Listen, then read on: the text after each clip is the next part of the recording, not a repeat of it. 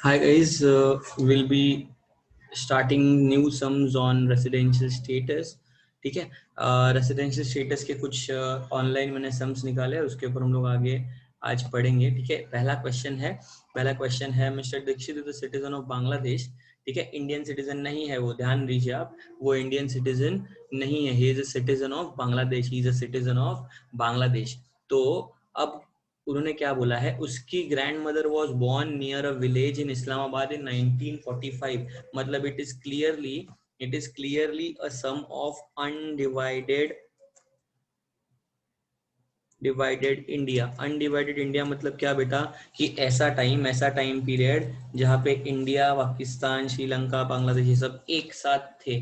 ठीक है, तो अनडिवाइडेड इंडिया क्या बोलता है, इफ, हाँ, सबसे पहले तो अपने residential condition, a person should be in India for 182 days or he should be in India for 60 days plus 60 days plus he should be in India for 365 days in the preceding 4 years.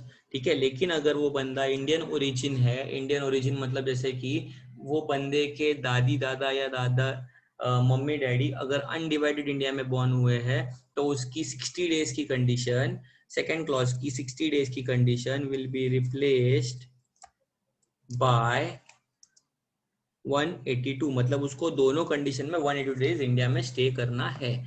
ठीक है, अब हम लोग देखते हैं. अब ये कैसा जूना सम है, इसके लिए इसका असेसमेंट ईयर प्रीवियस ईयर अलग है, तो इसका पहले ए वाई पी वाई में लिख लेता हूँ. ठीक है, अब ए वाई है इसका 2013-14, मतलब इसका पी वाई रहेगा,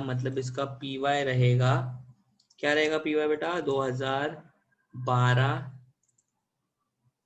और 2013. ठीक है, अब मेरे को बताओ वो इंडिया में पहली बार कब आया. वो इंडिया में पहली बार आया 8/10/2012 को. 8/10/2012 को इंडिया में पहली बार आया. कितने दिन इंडिया में था, 200 दिन इंडिया में था. That means definitely being an Indian origin he is satisfying the condition of 182. पहला कंडीशन उसे सेटिस्फाई कर दिया, 200 दिन इंडिया में, hence he will be called as resident of India. और डेफिनेटली वो फर्स्ट टाइम इंडिया में 2012 में ही आया है, तो he will be resident and not ordinary resident. अभी मैं नॉट ऑर्डिनरी डायरेक्टली कैसे बोल दिया, क्योंकि he should be in India for 730 days in the preceding 7 years. 730 days in the preceding 7 years नहीं है वो, क्योंकि सिंपल है, वो फर्स्ट टाइम ही 8 अक्टूबर को आया हुआ है, और उसके बाद क्या एक ही साल का सम है, तो वो इंडिया के बाहर 200 दिन ही रहा, इंडिया में 200 दिन ही रहा है, मतलब he was not present in past in India, hence is being called as resident and not ordinary resident. ठीक है, क्लियर विद द सम. कोई भी डाउट रहेगा तो मेरे को पूछ लेना, मैं आपको क्लियर कराऊंगा. ठीक है, ये हो गया आपका first sum. Now will just go to our second sum. ठीक है, अब सेकंड सम क्या है देख लेते हैं. अब सेकंड सम है, it is of mister Ajay. क्या कर रहा है मिस्टर अजय, जरा देख के मेरे को बताओ. Mister Ajay came in India first time on 1 अगस्त 2008. उसके बाद से वो इंडिया में ही है, तो मैं यहाँ पे लिख लेता हूँ 2008 में, मतलब 2008-9 में इंडिया में आया, सॉरी 2008 और 9 में वो इंडिया में आया, इस, और तभी से इंडिया में ही है.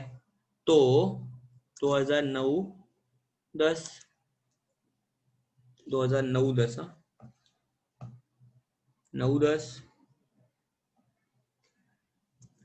10-11 11-12 और अपना असेसमेंट ईयर है 12-13. ठीक है, ए वाई अगर 12-13 है तो ये 11-12 आपका पी वाई हो गया. 11-12 आपका क्या हो गया, पी वाई हो गया. 12-13 असेसमेंट ईयर अगर रहेगा तो 11-12 पी वाई हो गया, पहले का साल. तो इस साल वो पूरा साल इंडिया में था, इसके पहले के सब साल भी वो इंडिया में ही था. मतलब mister Ajay will be called as क्या बोलेंगे मिस्टर अजय को, resident of India, as he fulfils condition number 1 ही कर दिया ना, 182 डेज है, तो ये रेसिडेंट एंड ऑर्डिनरी रेसिडेंट रहेगा. ऑर्डिनरी में क्यों बोल रहा हूँ, अगर आप ध्यान से देखे होगे ऑर्डिनरी मैं क्यों बोल रहा हूँ, क्योंकि देखो वो पिछले 3 साल से, मतलब प्रीसीडिंग 3 साल से 365 डेज है, खाली एक कोई तो लीप ईयर रहा होगा इसमें से, ये 2012 का 366 डेज होगा कि 2012 लीप ईयर था, ये 366 होगा, मतलब he is fulfilling the condition of 730 days in 7 years, 730 days in 7 years, hence it will be called as resident and ordinary resident. ठीक है, नेक्स्ट हम देख लेते हैं। Kieran Pollard is a cricketer who comes to India every year in last 10 years for playing IPL। अभी आएगा वापस से, कब आएगा, अभी 19 सितंबर को IPL चालू होगा, तभी से वो आएगा। ठीक है, तो 2012 हम लोग पहले असेसमेंट ईयर प्रीवियस ईयर देख लेते हैं। ठीक है, 2012 में वो इंडिया में 100 दिन था, 2011 से लेकर 9 में, 11 से लेकर ओ सॉरी 11 से लेकर, यहाँ पे दिख रहा है 11 से लेकर 9 से लेकर 11 तक, 2009 से 11 तक 60 ही दिन इंडिया में था, 3 से लेकर 8 तक 40 दिन इंडिया में था। Now to become a resident of India, to become a resident of India, a person should have to stay in India at least for 182 days, or he should be in India for 60 plus 365 days। ठीक है, तो he is not for 182 days India. देखो 2011-12 में 100 दिन ही है, तो first condition नहीं fulfil कर रहा। चलो सेकंड ट्राई करते हैं। सेकंड में वो 100 दिन इंडिया में था, लेकिन उसके पहले के इतने सालों में ही वॉज ओनली प्रेजेंट, मतलब प्रीसीडिंग 4 years में, 100 ही दिन था, मतलब उसने ये कंडीशन तो फुलफिल कर दिया, लेकिन लास्ट 4 year में 100 दिन वाला कंडीशन फुलफिल नहीं कर पाया। So he will be called as a non resident. ठीक है, तो गाइज ये 3 सम्स है मैंने आपको आज जो सिखाया है, देख के सॉल्व करना। If you have any doubt, अगर कोई भी डाउट रहेगा तो लेट मी नो। ये जो स्लाइड्स में दिखा रहा हूँ that is available on slide share, ये मैंने फ्री कंटेंट वाला उठाया है, स्लाइड शेयर करके एक .com है, वहां पे फ्री कंटेंट होता है, और वहां पे से मैं उठा के इसमें से आपको पढ़ा रहा हूँ। जिसने भी ये स्लाइड्स बनाए उन्होंने मस्त अच्छे से बनाया हुआ है। I don't know name of the author, but I think it should be somewhere down.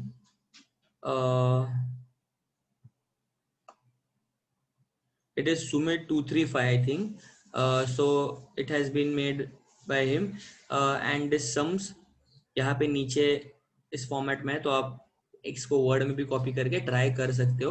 There are 10 to 11 sums. Thank you for everyone. We'll meet in next lecture.